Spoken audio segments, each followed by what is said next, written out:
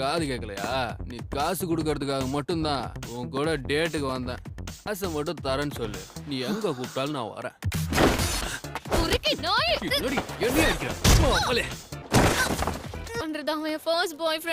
நான் ரொம்ப அசிங்கப்பட்டேன் தெரியுமா?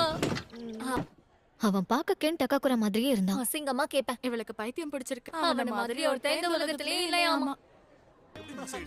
கரெக்ட்டா போடுறா. என்னடா பாக்குற? ஹாய்டா தம்பி. ஆமா, நீ என்ன படிக்கிற? அது இதுக்கு ஒன்னு அடிக்காம என்ன பண்ணுவாங்க? என்ன சுத்தி எல்லாரும் முட்டாளுங்களாவே இருக்காங்களே. வர கோவத்துக்கு யாராவது மாட்டினாங்கன்னா மண்டையை உடைச்சிருவேன். மிஸ் மார்க்கனே எனக்கு தெரியும். எது? உங்க மனசுல என்ன இருக்குன்னு எனக்கு தெரியும். Unidentified aerial phenomena. சரி, இப்ப அதுக்கு என்ன பண்ணோன்ற? ஏன் நல்ல விஷயம். எது? நீ என்ன ரொம்ப கடுப்பேத்துற. நான் இப்ப இதெல்லாம் உன்கிட்ட கேட்டேனா எனக்கே மூளை குழம்பிடுச்சு. அதான் உனக்கு ஃப்ரெண்ட்ஸ்னு சொல்லிக்க யாரும் இல்ல. நான் கொஞ்சம் ஓவரா போயிட்டனோ? இந்தா.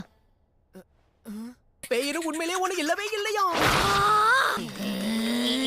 நான் சாப்பிடலனாலும் மூஞ்சி சுருங்கி தான் போகும். ஆனா ஒருத்தனை பிடிப்பான்னு பார்த்தா இப்படி வெத்தான ஒருத்தனை பிடிச்சிருக்கான். அதானே. இது கூட அவ்வளவு பயங்கரமா இல்லையே. பேய் கூட குடும்பம் நடத்துன மாதிரி அவ்வளவு பேசுற. என் முத்துன கத்திரிக்காய நீ வச்சுக்கோ தம்பி. உன்னோட எலி குஞ்ச நான் எடுத்துக்கவா? காசு பிடிச்ச பேய் பாட்டி.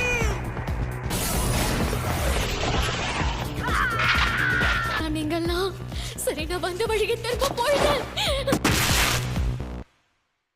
எல்லாரும் செர்போனியன்ஸ்.